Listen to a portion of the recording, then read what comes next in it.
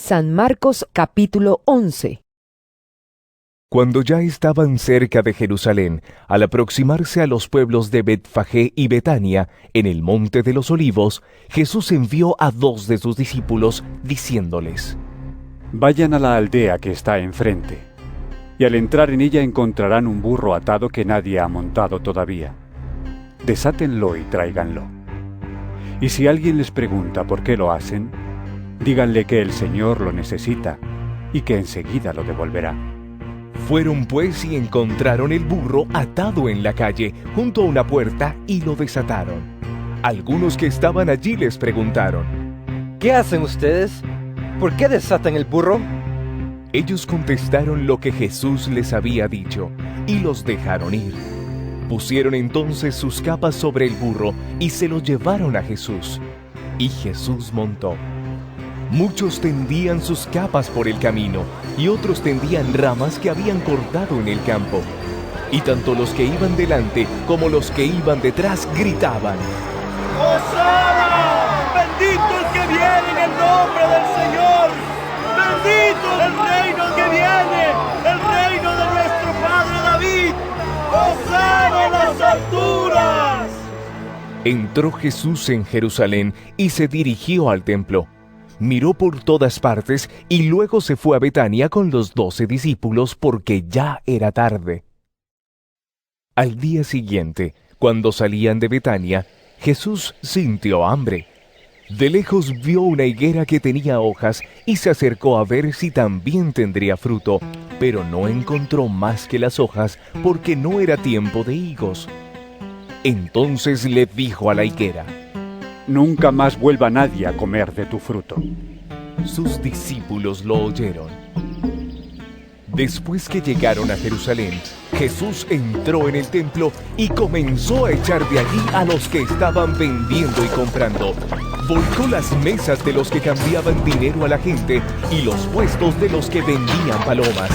Y no permitía que nadie pasara por el templo llevando cosas. Y se puso a enseñar diciendo: En las Escrituras dice: Mi casa será declarada casa de oración para todas las naciones. Pero ustedes han hecho de ella una cueva de ladrones.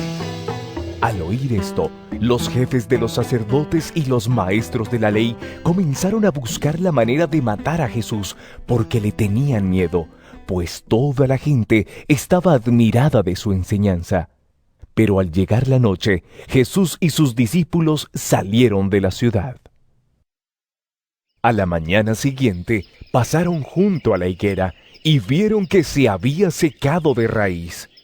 Entonces Pedro, acordándose de lo sucedido, le dijo a Jesús: Maestro, mira la higuera que maldijiste, se ha secado. Jesús contestó: Tengan fe en Dios. Pues les aseguro que si alguien le dice a este cerro: Quítate de ahí y arrójate al mar, y no lo hace con dudas, sino creyendo que ha de suceder lo que dice, entonces sucederá. Por eso les digo que todo lo que ustedes pidan en oración, crean que ya lo han conseguido y lo recibirán. Y cuando estén orando, perdonen lo que tengan contra otro, para que también su Padre que está en el cielo les perdone a ustedes sus pecados. Después de esto, regresaron a Jerusalén. Mientras Jesús andaba por el templo, se acercaron a él los jefes de los sacerdotes, los maestros de la ley y los ancianos, y le preguntaron: ¿Con qué autoridad haces esto? ¿Quién te dio la autoridad para hacerlo? Jesús les contestó: Yo también les voy a hacer una pregunta. ¿Quién envió a Juan a bautizar? ¿Dios o los hombres? Contéstenme, y yo les diré con qué autoridad hago esto. Ellos se pusieron a discutir unos con otros. Si respondemos que Dios lo envió, va a decir: entonces, ¿por qué no le creyeron? ¿Y cómo vamos a decir que lo enviaron los hombres? Tenían miedo de la gente, pues todos creían que Juan era un profeta. Así que respondieron a Jesús: No lo sabemos. Entonces Jesús les contestó: Pues yo tampoco les digo con qué autoridad hago esto. San Marcos capítulo 12. Jesús comenzó a hablarles por medio de parábolas. Les dijo: Un hombre plantó un viñedo y le puso un cerco. Preparó un lugar donde hacer el vino y levantó una torre para vigilarlo todo. Luego, alquiló el terreno a unos labradores y se fue de viaje. A su debido tiempo, mandó un criado a pedir a los labradores la parte de la cosecha que le correspondía. Pero ellos le echaron mano, lo golpearon y lo enviaron con las manos vacías. Entonces el dueño mandó otro criado, pero a éste lo hirieron en la cabeza y lo insultaron. Mandó a otro y a éste lo mataron. Después mandó a otros muchos, y a unos los golpearon y a otros los mataron. Todavía le quedaba uno, su propio hijo, a quien quería mucho. Por último lo mandó a él, pensando: sin duda respetarán a mi hijo.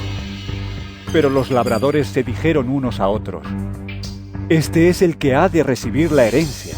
Matémoslo y será nuestra la propiedad. Así que lo agarraron, lo mataron y arrojaron el cuerpo fuera del viñedo. ¿Y qué creen ustedes que hará el dueño del viñedo? Pues irá y matará a esos labradores y dará el viñedo a otros. ¿No han leído ustedes la Escritura? Dice: la piedra que los constructores despreciaron se ha convertido en la piedra principal. Esto lo hizo el Señor, y estamos maravillados. Quisieron entonces arrestar a Jesús, porque sabían que había usado esta parábola contra ellos. Pero como tenían miedo de la gente, lo dejaron y se fueron. Mandaron a Jesús a algunos de los fariseos y del partido de Herodes para hacerle decir algo de que pudieran acusarlo. Estos fueron y le dijeron: Maestro, sabemos que tú dices la verdad, sin dejarte llevar por lo que diga la gente. ¿Por qué no hablas para darles gusto? Tú enseñas de veras el camino de Dios. ¿Está bien que paguemos impuestos al emperador romano o no? ¿Debemos o no debemos pagarlos? Pero Jesús, que conocía su hipocresía, les dijo: ¿Por qué me tienden trampas? Tráiganme una moneda de denario para que la vea. Se la llevaron y Jesús les dijo: ¿De quién es esta cara y el nombre que aquí está escrito? Le contestaron: Del emperador. Entonces Jesús les dijo: Pues den al emperador lo que es del emperador y a Dios lo que es de Dios. Y su respuesta los dejó admirados. Entonces fueron a ver a Jesús algunos saduceos. Estos dicen que los muertos no resucitan. Por eso le presentaron este caso. Maestro, Moisés nos dejó escrito que si un hombre casado muere sin haber tenido hijos con su mujer, el hermano del difunto deberá tomar por esposa a la viuda para darle hijos al hermano que murió. Pues bien, había una vez 7 hermanos, el primero de los cuales se casó pero murió sin dejar hijos. Entonces el segundo se casó con la viuda, pero él también murió sin dejar hijos. Lo mismo pasó con el tercero y con los 7, pero ninguno dejó hijos. Finalmente murió también la mujer. Pues bien, en la resurrección, cuando vuelvan a vivir, ¿de cuál de ellos será esposa esta mujer si los 7 estuvieron casados con ella? Jesús les contestó: Ustedes están equivocados, porque no conocen las Escrituras ni el poder de Dios. Cuando los muertos resuciten, los hombres y las mujeres no se casarán, pues serán como los ángeles que están en el cielo. Y en cuanto a que los muertos resucitan, ¿no han leído ustedes en el libro de Moisés el pasaje de la zarza que ardía? Dios le dijo a Moisés: Yo soy el Dios de Abraham, de Isaac y de Jacob. Y Él no es Dios de muertos, sino de vivos. Ustedes están muy equivocados. Al ver que Jesús les había contestado bien, uno de los maestros de la ley que los había oído discutir, se acercó a él y le preguntó: ¿Cuál es el primero de todos los mandamientos? Jesús le contestó: El primer mandamiento de todos es: Oye, Israel, el Señor nuestro Dios es el único Señor.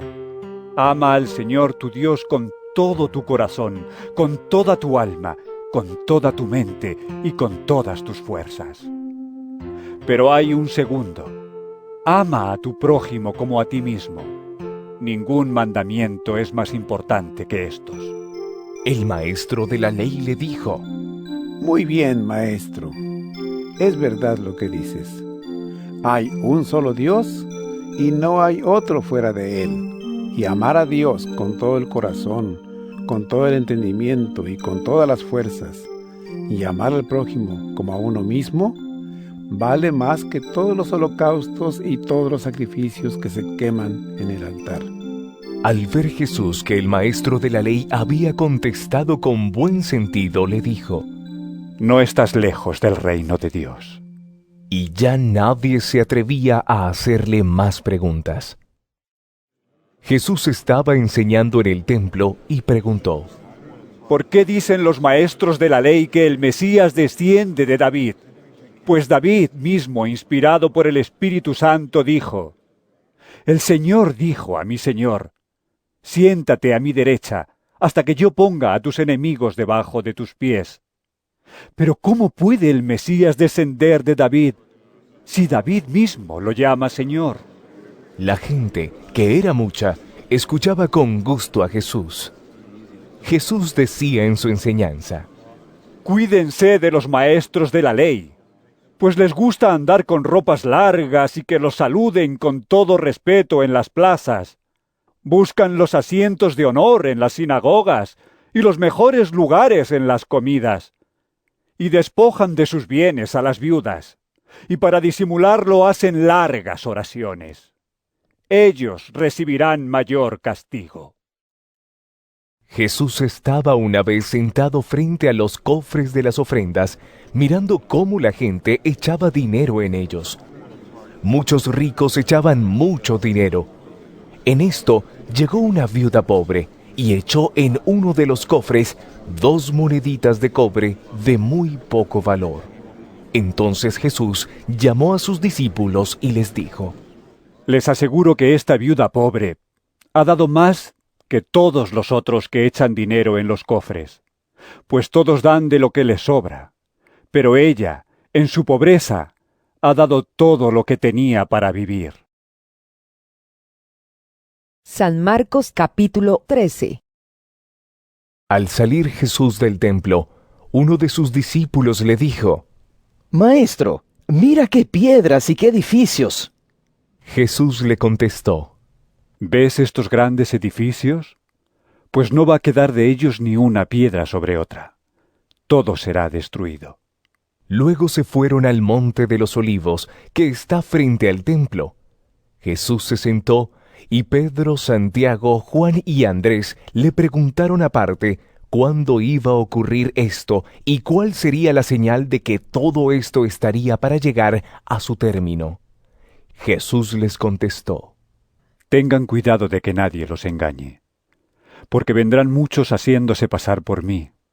Dirán: Yo soy, y engañarán a mucha gente. Cuando ustedes tengan noticias de que hay guerras aquí y allá, no se asusten. Así tiene que ocurrir. Sin embargo, aún no será el fin, porque una nación peleará contra otra y un país hará guerra contra otro, y habrá terremotos en muchos lugares y habrá hambres. Eso apenas será el comienzo de los dolores.